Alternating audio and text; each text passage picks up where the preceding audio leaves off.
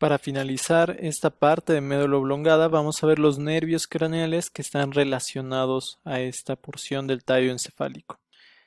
¿Cuáles son los nervios craneales que están relacionados a esta porción del tallo encefálico? Bueno, encontramos al nervio glosofaringeo, un nervio mixto que lo encontramos justamente aquí, al nervio vago, un nervio también mixto que lo encontramos justamente acá, al nervio espinal o accesorio, este nervio que encontramos acá con la flecha en azul, que es un nervio motor, y al nervio hipogloso, que lo encontramos justamente saliendo entre las pirámides y las olivas y es un nervio también de tipo motor. Vamos a ir viendo cada uno de estos, centrándonos sobre todo en las funciones a nivel del sistema nervioso central y algunas de las funciones periféricas que tienen. No vamos a profundizar sobre el trayecto de estos nervios porque hace falta conocer una buena cantidad de anatomía craneofacial para entender propiamente esta distribución y esto corresponde al curso de anatomía general. Muy bien, comencemos con el nervio hipogloso, es decir, vamos digamos, del más inferior hacia arriba, aunque ya vimos que el hipogloso en realidad nace más bien anterior y un poquito superior al espinal. Pero bueno, el nervio hipogloso se va a encargar de inervar los músculos de la lengua. ¿Sí? Este nervio hipogloso, aquí podemos encontrar sus núcleos y vean las fibras nerviosas como cruzan la totalidad en realidad de la médula oblongada prácticamente y salen entre las pirámides y las olivas, justamente lo que veíamos en la topografía externa. Aquí lo estamos viendo en la topografía interna. Vean la relación que tiene tan cercana con el lemnisco medial. Recuerden un tracto muy importante de la vía sensitiva y con las pirámides, recuerden, el más importante de la vía motriz. En realidad pasa muy cerca tanto del lemnisco medial como de las pirámides. Y vamos a ver aquí en la imagen de la derecha cómo sale este nervio hipogloso y cómo va a inervar a distintas partes, a distintos músculos de la lengua que van a permitir el movimiento de la misma. Aquí esta imagen me gusta mucho porque nos permite integrar y nos permite justamente entender el por qué estudiar las visiones transversales, las visiones en rebanadas de nuestro tallo cerebral. Esta es exactamente la lógica por la cual lo tenemos que estudiar desde fuera y desde dentro. Veamos lo que sucede con el nervio hipogloso. A ver, si este es el núcleo del hipogloso y estas son las fibras del nervio hipogloso y cruza por acá y se lesiona en este sitio, se lesiona ya externo ya que salió del tallo encefálico, ¿qué signos ipsilaterales y contralaterales va a tener el paciente? Ipsilaterales, es decir, del mismo lado, la lengua pues va a presentar distintas cosas, va a presentar pérdida del movimiento, va a presentar disminución del tono, atrofia muscular y pues básicamente se va a ver más chiquita esta lengua. Cuando se saca la lengua, se va a desviar la lengua hacia el lado atrófico, es decir, hacia el lado flaquito. Y contralateralmente no va a haber nada, no tendría por qué haber nada, realmente se está lesionando el nervio en este nivel, están saliendo las fibras nerviosas y ya, se acabó. Si nosotros encontramos un paciente que tiene esta sintomatología, bueno, pues podemos estar casi seguros que la lesión es periférica, que la lesión no está afectando a una estructura central. ¿Y por qué podemos estar tan seguros de esto? Bueno, ¿qué pasa si se lesiona nuestro nervio hipogloso en este nivel? Justamente tocando a nuestro lemnisco medio. Bueno, pues vamos a encontrar una sintomatología diferente. Por un lado vamos a encontrar la misma sintomatología de la lengua, la misma cantidad de signos y síntomas de la lengua, la pérdida de movimiento, la disminución de tono, la atrofia muscular, eso es exactamente igual. Pero se está afectando el lemnisco medial, se está afectando el lemnisco medio. Y esto va a hacer que tengamos una pérdida del tacto discriminativo y del sentido de vibración. Aquí está mal sinestesia, pero la pérdida del tacto discriminativo y del sentido de vibración.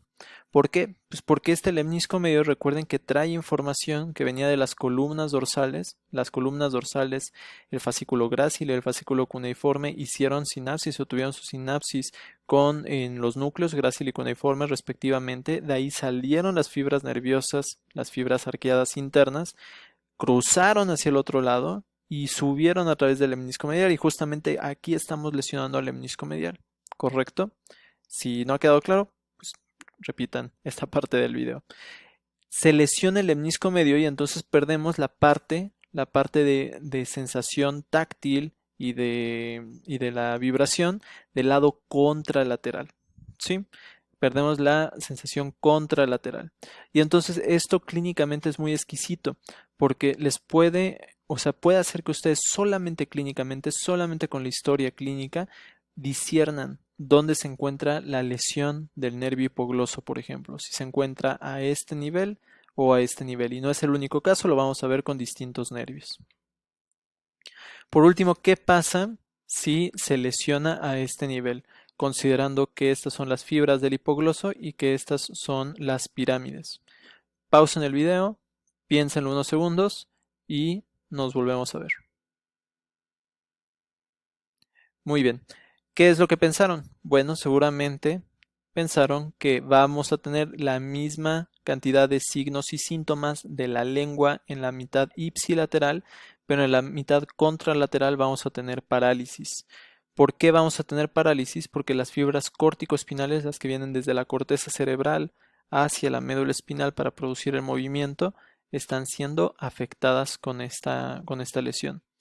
Entonces, clínicamente, solamente preguntando los síntomas, viendo cómo se comporta el paciente, nosotros podemos saber, pues, dónde se encuentra la lesión de este paciente.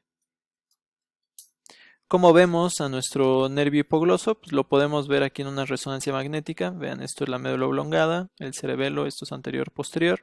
Y vean, aquí encontramos chiquito, chiquito, chiquito a nuestro nervio hipogloso. En realidad apenas si se ve. Y en la resonancia magnética, bueno, apenas si se ve en este dibujito. Y en la resonancia magnética, pues menos todavía. Es un nervio realmente pequeño y además cuando uno, por ejemplo, extrae el tallo encefálico en una autopsia, se rompen todas las fibrillas del nervio hipogloso. Pasemos a nuestro nervio accesorio o espinal, el onceavo par craneal. Este nervio es un nervio craneal un tanto extraño. Tiene una porción que sí sale propiamente del tallo encefálico, que sale de la médula oblongada, y tiene otra parte que sale propiamente de la médula espinal. Lo chistoso es que esta parte de la médula espinal sube, entra por el agujero magno y vuelve a salir. Es decir, en realidad pues es un nervio un tanto curioso.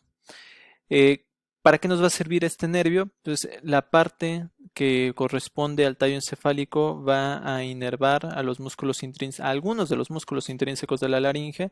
Realmente carece de gran relevancia clínica, pero la parte que nosotros exploramos y que es más importante clínicamente es la parte espinal, la parte que realmente nace de la médula espinal. ¿Por qué? Porque va a inervar a dos músculos que son importantes, que son el trapecio y el esternocleidomastoideo. Es un par craneal motor completamente. Sus cuerpos neuronales se encuentran predominantemente en el núcleo ambiguo y en el núcleo accesorio de la médula espinal. Y bueno, su función va a ser simplemente y completamente motriz. Va a permitir el movimiento, como decir no, y levantar los hombros. Y de hecho así se explora clínicamente este par craneal. ¿Qué pasa cuando se lesiona este par craneal? Bueno, lo que podemos encontrar clásicamente es una escápula alada y que el paciente tiene dificultad para levantar los hombros. De hecho, vean en este dibujo cómo los hombros se encuentran como desviados porque no puede levantar uno de ellos. Y además, cuando le pedimos al paciente que diga que no y sobre todo que diga que no con resistencia, vamos a encontrar que hay debilidad en este movimiento. Poco que decir del nervio espinal, hay que aprenderlo de todas maneras, es importante también revisarlo y continuaremos con nervios más complejos.